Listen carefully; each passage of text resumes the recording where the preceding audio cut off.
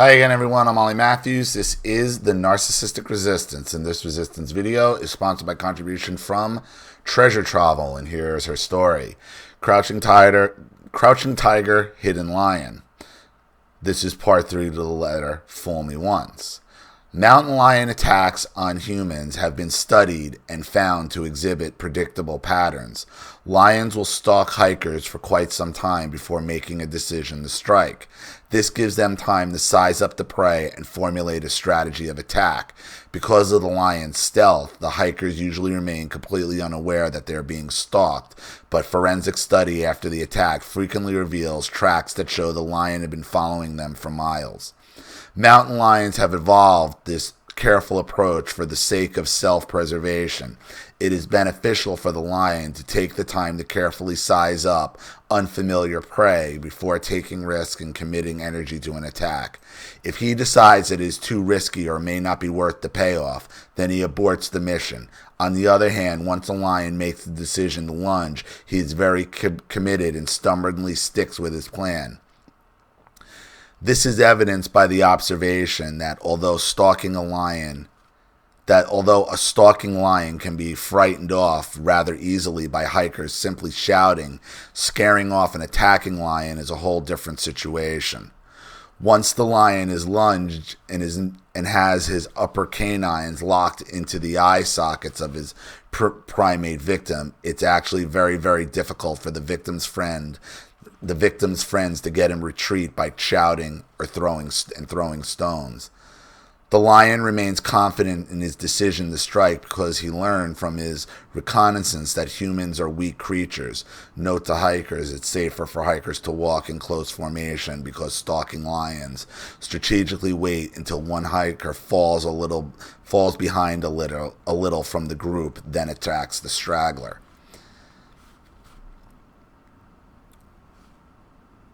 Yeah, so just like a narcissist, they're just waiting to attack at your weakest moment is really what it is, because they're like animals.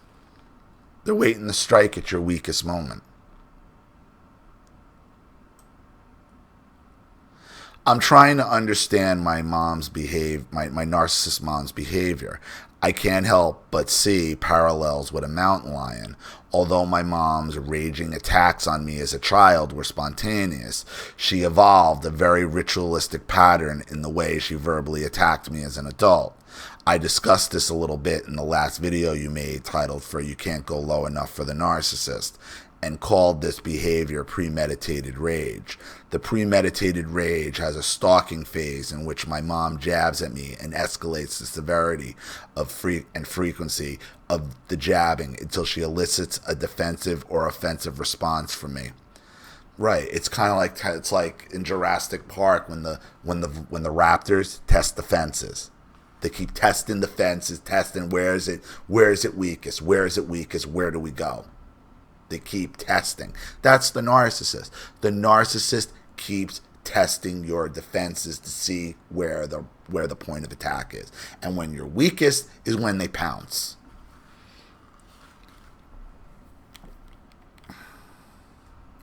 I am convinced that she pushes for a response because she uses the response to gauge my emotional vulnerability. Right, it's all tests. She's testing the perimeter. That's what she's doing. She's testing her perimeter.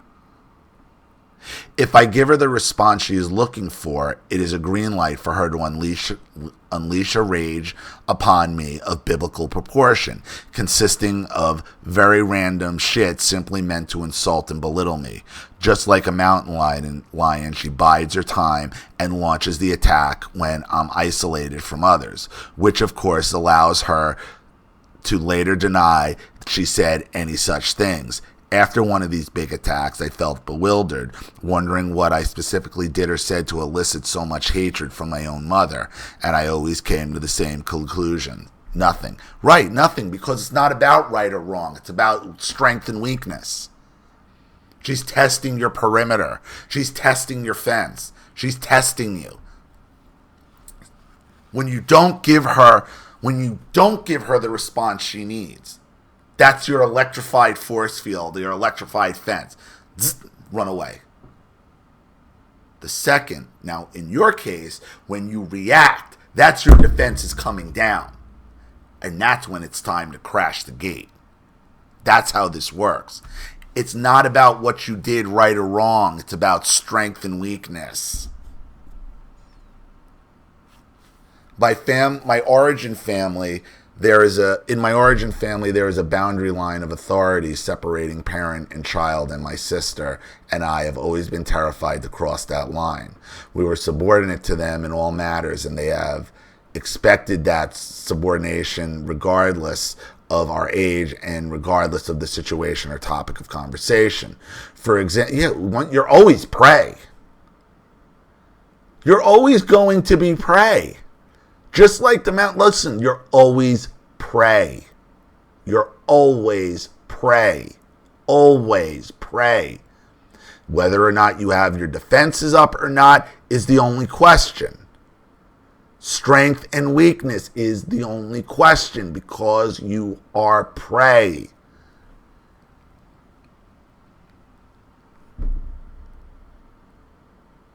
For example, I learned the hard way at age 19 that in my dad's eyes, I was not entitled to have a differing political opinion from him, no matter how mildly it deviated from his ideology and no matter how mildly I expressed it. He actually bit my head off on that occasion, and I was ashamed to retreat to my room like a little kid. I learned to never again discuss politics with him. My sister crossed the line once at age 42. She was planning to drive out to my parents' house on a Saturday, and they told her that they would walk to the mailbox station of their subdivision so she should pick them up there so they did not have to walk back uphill. Because she arrived 20 minutes later than my dad expected and they had to wait for her on the park bench in the shade, my dad was beyond furious and he proceeded to shout and insult my sister for the 10-minute drive to their house. She should have said, like, good, you can walk it back then. Go walk it back. When they got out of the car, my sister told him to go to hell. He got all frustrated and red-faced and huffed off to his den, and my mother looked at my sister in disbelief and gasped, "Did you just tell your father to go to hell?" Yeah, and I should have left him on the park bench. Said, like, good, now fucking hoof it back. My sister could see from my mom's expression that she was covertly delighted because it meant big drama and division between my sister and dad, and my mother loved that. Right, because the fences are being challenged. My guilt-ridden sister was afraid to just leave, as that would further malign her as the bad kid. So she stayed and apologized and scrambled back to her side of the line. You would expect that there would be many examples of me and my sister accidentally and purposely crossing the line with my parents, as both of us are in our early 50s, but that is not the case. In fact, between the two of us, the above example is the only time one of us swore at him, even though he never hesitated to swear at us.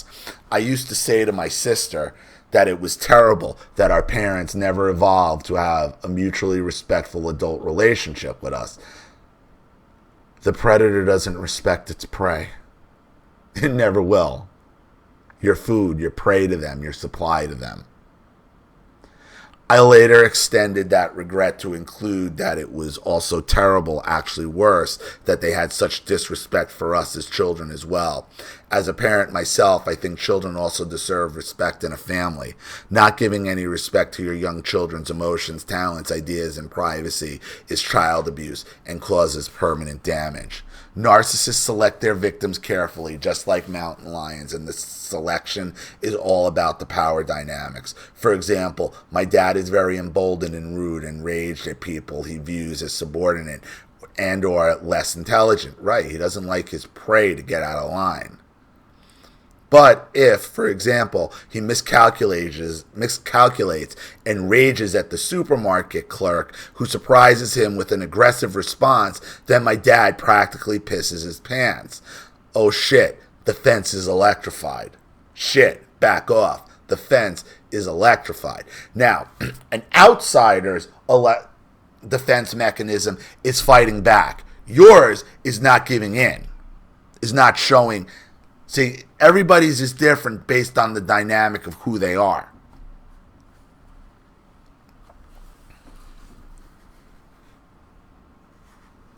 My dad has a big but fragile ego, which I think is typical of many narcissists. For all narcissistic parents, their own young children are their most vulnerable prey. Good. And usually they retain this vulnerability into adulthood. To further discuss the power dynamic, I see, you understand it's prey. You're just prey. To further discuss the power dynamic, I want to talk more about cats. I probably should not admit that my first thought was good for the tiger when I heard that Roy, or was it Siegfried, was mauled. I think it was Roy. I think it is immoral to enslave intelligent, regal tigers and reduce their whole existence to living in a cement cell and performing stupid tricks. Tiger tamers hold a whip, or more traditionally a chair, and command tigers to jump through hoops of fire. These grown tigers have been brainwashed since birth into thinking they owe the trainer respect and that the trainer holds all the power, similar to an adult child of a narcissist. However, when a tiger falls out of rank and takes a swipe at the trainer, and the trainer falls to the ground bleeding, the tiger is now emboldened and quite dangerous. The tiger now knows that the power dynamic was a false belief, and that a human holding a whip is a joke. And I have to think that after years of performing in degrading Vegas shows for a sadistic trainer, a deep, deep resentment has grown in the tiger. The white tiger who attacked Roy was put down. An emboldened, non-subordinate tiger who won't give supply is no longer useful to the trainer. It's just dangerous. Like I said, it's about power. It's about weakness and strength. That's what it's about. It's all about weakness and strength. Narcissistic parents know they are being abusive to their adult children, and they are fully aware that they were cruel throughout their children's childhood. They would have been extremely stupid to not be paranoid that at any given moment their adult children could reach a point where they realize the power dynamic is a fantasy. Yep. They would have to be extremely stupid to not have some concern that their adult child may harbor deep resentment for them because of decades of abuse. Right, which is why they always are trying to keep you under control, to keep you from realizing that. Seriously, most aging narcissist parents have a sense that they must exercise some caution in their attempts to continue to try to extract sadistic supply from their adult children. Kitty and Jose Menendez are the extreme example of narcissistic parents who failed to understand that concept. I think you have said that you would never place yourself in a room alone with Enormous because you might not be able to control your inner tiger. Oh, I know I wouldn't. Oh, no. Yeah, no. And he knows it. They all know it. So does my brother. Like, don't come near me. Like, my father, the only thing that's going to save him is his age. My brother, he knows it. If we ever lock eyes, wherever we lock eyes, it's on. It's on like Donkey Kong. So, you can't make this shit up, treasure travel. So, understand, and you do. You're nothing but prey. And they were doing nothing but testing their defenses, like the Velociraptor. Testing the fence for strength and weakness. It's all about strength and weakness. And they're trying to keep you weak because they know once you realize the dynamic is bullshit, they're going to get fucking mauled. Period. So, I hope that helps. Thank you so much for another contribution and story, Treasure Travel. I really appreciate it. Thank you to everybody watching. Please leave any opinions or advice in the comment section below. And again, if you want your story read on the channel, you have a topic you'd like me to cover, a narcissist you'd like to expose, you'd like to set up Skype, a phone call, have a private video made, or a Facebook live chat, or you'd like to sponsor a video like this for someone who needs help and can't afford it, or just make a contribution to the channel in general to keep it supported, growing, and successful, because this channel survives 100% on contributions from all of you. Without you guys, all this goes away. So if you like what you see here and you want to see more videos like this, you know what to do with the PayPal and email links in the description box. Also, please like and share this video wherever you can. Subscribe to my channel if you haven't. And be sure to click the subscription bell to be notified of all my video uploads. I'm Ollie Matthews. This has been The Narcissistic Resistance. Take care. Oops. Now, take care.